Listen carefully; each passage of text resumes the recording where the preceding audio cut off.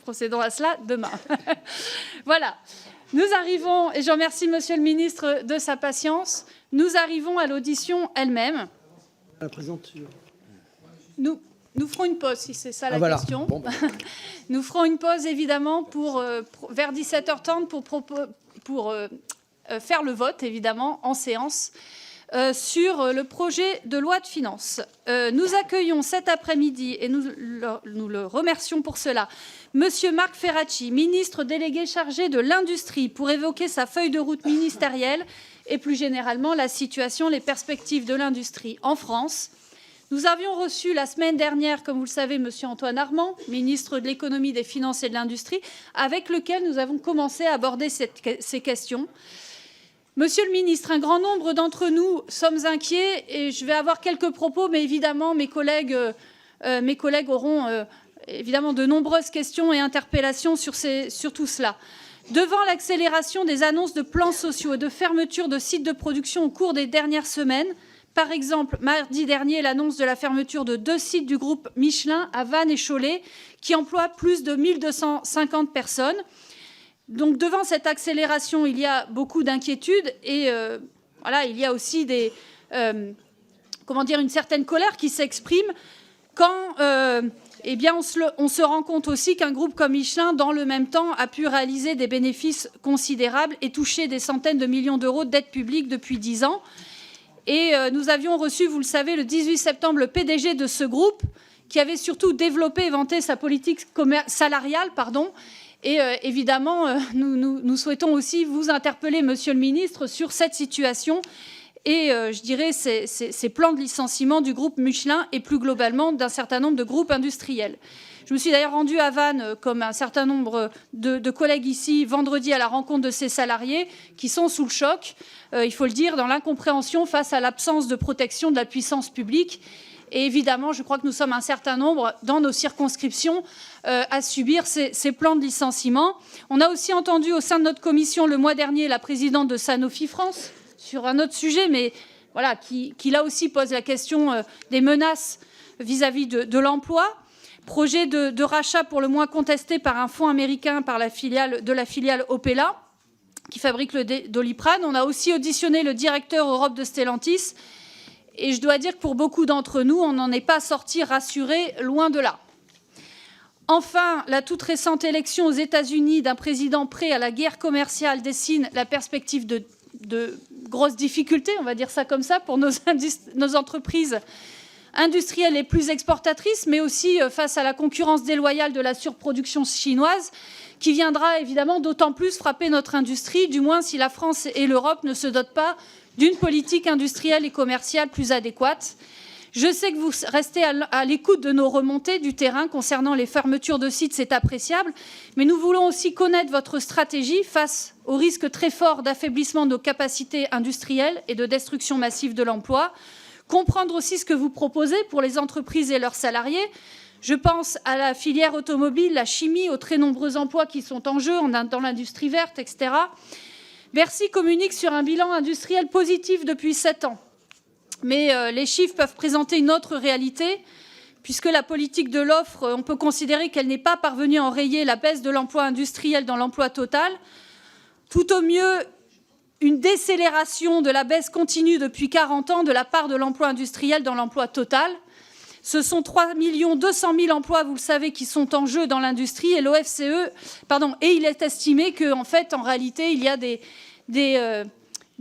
dizaines de milliers d'emplois qui risquent d'être supprimés ou qui sont déjà supprimés dès cette année.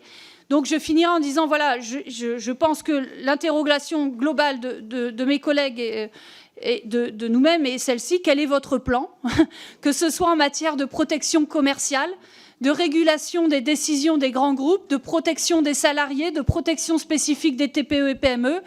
Par ailleurs, le Premier ministre a dit vouloir savoir ce que le groupe Michelin a fait des aides publiques.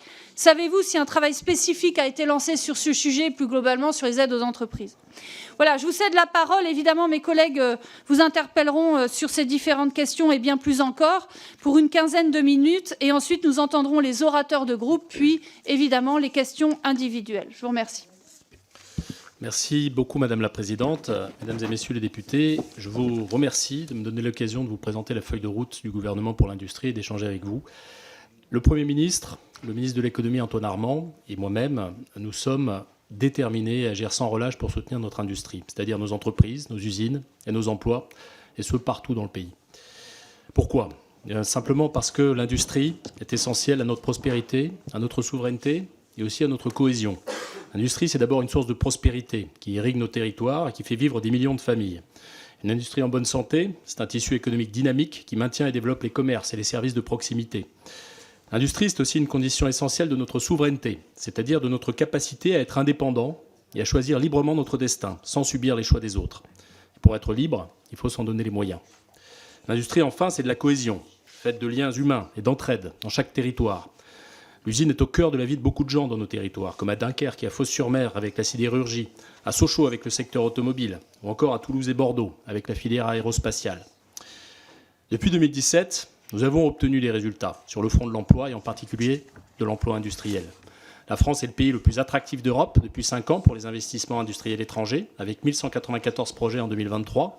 Le taux de chômage est passé sous la barre des 7,5% depuis 2021, soit un niveau historiquement bas depuis la crise de 2008, grâce notamment à une forte dynamique de création d'emplois dans l'industrie, avec 130 000 emplois salariés nets, c'est-à-dire en équivalent temps plein, créés dans l'industrie depuis 2017, dont 28 000 en 2023.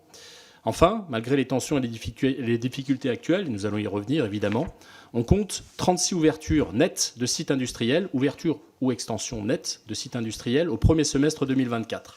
Parmi celles-ci, quelques exemples, la Gigafactory Symbio, qui produit des piles à combustible hydrogène à Saint-Fons, dans le Rhône, ou encore Manicare, filiale du groupe canadien Medicom, spécialisé dans la santé, qui relocalise en France la production de gants en nitrile dans la Sarthe. Derrière ces chiffres, il y a des salariés, des chefs d'entreprise et des élus qui se battent pour faire vivre notre industrie et vivre nos territoires.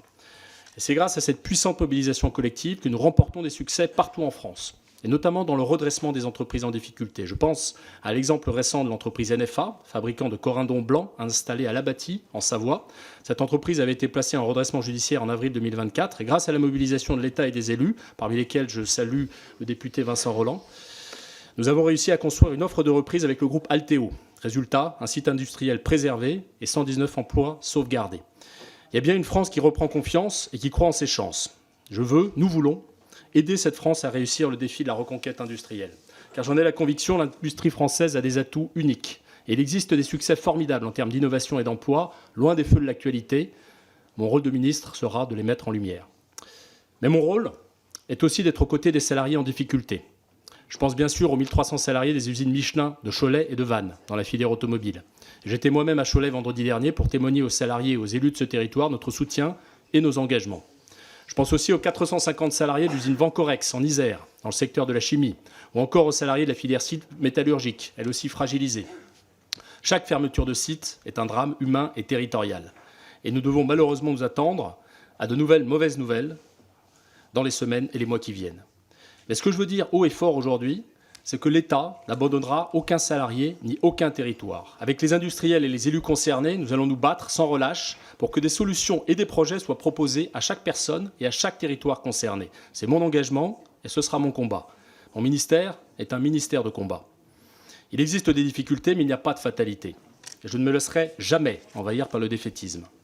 Pourquoi ? Parce que le défaitisme, c'est l'inaction. Et aujourd'hui, plus que jamais, l'industrie a besoin de toute notre mobilisation et de notre action. Nous allons donc nous battre pour soutenir notre industrie. Comment ? D'abord, en poursuivant et en renforçant les mesures qui se sont avérées les plus efficaces depuis 2017, avec des objectifs clairs. Premièrement, assurer la cohérence et la stabilité de la fiscalité en faveur de la compétitivité de nos entreprises, dans le cadre de la politique de l'offre, qui a permis de rendre notre pays plus compétitif et plus attractif. L'enjeu aujourd'hui, c'est en effet de préserver un coût du travail compétitif et de pérenniser les dispositifs qui ont fait leurs preuves pour stimuler la recherche et l'innovation. Je pense notamment au crédit impôt recherche. Ensuite, il s'agit d'accélérer les investissements dans les filières stratégiques et les plus créatrices de richesse et d'emploi, notamment via le plan France 2030, qui avec 54 milliards d'euros d'investissement dans des secteurs clés comme l'hydrogène décarboné, les voitures électriques, le quantique et l'intelligence artificielle, ou encore la production de médicaments innovants, donne des perspectives dans ces filières d'avenir. Le plan France 2030 s'est déjà traduit par plus de 40 000 emplois directs créés ou maintenus et par l'essor de nouvelles filières. Je pense aux batteries, aux petits réacteurs modulaires, les SMR, et aux thérapies innovantes, avec le Paris-Saclay Santé Cluster notamment. Troisièmement, simplifier les règles et les procédures administratives pour lever un maximum de freins à l'installation et au développement des sites industriels pour nos entreprises, notamment les PME et les ETI. Il s'agit de freins en matière d'accès au foncier, de procédures environnementales, de délais.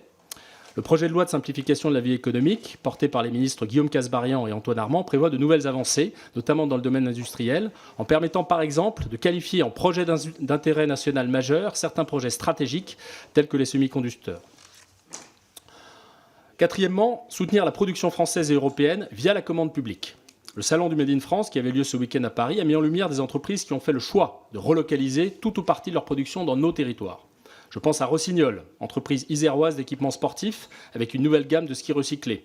Ou encore le producteur de machines à café Malongo, qui a investi 3,5 millions d'euros pour étendre son usine à La Roche-sur-Yon en Vendée dès 2025. Nous souhaitons renforcer nos actions au niveau français et européen pour que la commande publique bénéficie davantage à nos PME et soit plus orientée vers les produits français et européens. Enfin, il s'agit de développer de nouvelles formations aux métiers et aux compétences de demain, dans la continuité de la réforme de la formation professionnelle et de l'apprentissage, qui a été un succès, puisque nous sommes passés d'environ 250 000 à environ 850 000 apprentis par an aujourd'hui. Il reste du travail dans ce domaine, car seulement 14% des contrats d'apprentissage relèvent de l'industrie. Nous allons donc continuer, avec la ministre Astrid Panosyan-Bouvet, à œuvrer pour faire aimer l'industrie, pour attirer une diversité de talents, des femmes et des hommes, et pour mieux accompagner les salariés en formation ou en reconversion vers des emplois qui ont du sens. Le temps est évidemment à la responsabilité budgétaire. Mais mon combat, c'est de vous convaincre que soutenir notre industrie est un investissement, et un investissement qui paye. L'industrie se transforme, et elle se transforme de façon accélérée, avec de grandes transformations dans la santé, dans le numérique, et bien sûr aussi dans le domaine de la transition écologique. Ma conviction, c'est que la transition écologique est une formidable opportunité de reconquête industrielle. Cette révolution crée déjà des dizaines de milliers d'emplois. Elle donnera des opportunités de travailler à tous et des opportunités de travailler partout. Nous avons des atouts dans cette course à la transition écologique, notamment l'accès pour nos entreprises à une énergie nucléaire décarbonée à un prix compétitif. Nous devons continuer à investir dans le nucléaire, mais aussi dans l'hydrogène vert, les batteries, les pompes à chaleur et de façon plus générale dans la décarbonation. La décarbonation est une priorité pour l'environnement, parce que l'industrie représente 20% de nos émissions et que la moitié de ces émissions se concentre sur 50 sites industriels. C'est aussi une priorité pour l'emploi, car c'est la compétitivité de nos entreprises qui est en jeu. Dans certains secteurs clés comme la chimie et la sidérurgie, nos entreprises risquent l'asphyxie si nous ne faisons rien. Nous devons donc continuer à soutenir nos entreprises qui investissent dans la décarbonation. Il est indispensable pour cela de sécuriser des financements conséquents dans le cadre de l'examen du budget. Il en va de l'avenir de notre industrie dans un contexte de concurrence de plus en plus féroce et parfois déloyale. Et je terminerai par là. Notre industrie, vous le savez, est concurrencée par des acteurs, chinois et américains notamment, qui ne respectent pas les règles du jeu, les règles du commerce international. Face à nous, la Chine, qui a surproduit massivement dans l'automobile, la sidérurgie ou encore la chimie, ce qui fausse les prix, et qui par ailleurs investit et innove massivement pour monter en gamme, ce qui concurrence directement nos produits. Face à nous, les États-Unis, qui ont fait le choix de mesures protectionnistes, avec des taxes et des subventions déployées massivement et très rapidement. Et la tendance n'est clairement pas favorable. C'est en Européens que nous devons sortir de la naïveté et réagir. C'est en Européens que nous devons défendre nos intérêts et assumer une forme de rapport de force vis-à-vis de nos concurrents. C'est en Européens que nous devons prendre les mesures qui s'imposent, en s'inspirant notamment des conclusions du rapport de Mario Draghi sur l'avenir de la compétitivité européenne. Il est temps de s'adapter. S'adapter, c'est appliquer aux frontières européennes les mêmes règles que celles qui s'appliquent à nos entreprises. S'adapter, c'est aussi abriter nos filières en transition. Et vous le savez, nous sommes en train de nous battre avec Antoine Armand pour préserver nos constructeurs automobiles et la chaîne des sous-traitants. S'adapter, c'est aussi investir massivement pour faire de l'Europe le leader mondial de la transition écologique. Notre objectif, c'est de faire émerger des champions français et européens dans les industries les plus stratégiques pour notre avenir. Hier, l'acier et le charbon. Aujourd'hui, la transition écologique. Avec à terme, par exemple, un Airbus de la batterie ou de l'hydrogène vert. Nous allons faire dans les prochaines semaines des propositions ambitieuses pour une véritable stratégie industrielle européenne dans le cadre du Clean Industrial Deal et pour un plan spécifique d'urgence à la filière automobile. Et je veillerai à ce que chacun de ces moyens supplémentaires finance non pas les usines en Chine et aux États-Unis, mais bien les usines en Europe et surtout en France. Madame la Présidente, Mesdames et Messieurs les députés, étant moi-même issu de cette Assemblée, je sais que tous, ici, nous partageons le même attachement à l'industrie française et que cet attachement transcende les clivages politiques. Pourquoi ? Parce qu'il n'y a pas de pays fort sans industrie forte, et pas non plus de modèle social pérenne sans emploi pérenne. Vous pouvez donc compter sur la détermination du gouvernement et sur mon engagement pour soutenir notre industrie et nos emplois dans tous nos territoires. Je vous remercie. Merci beaucoup, Monsieur le ministre.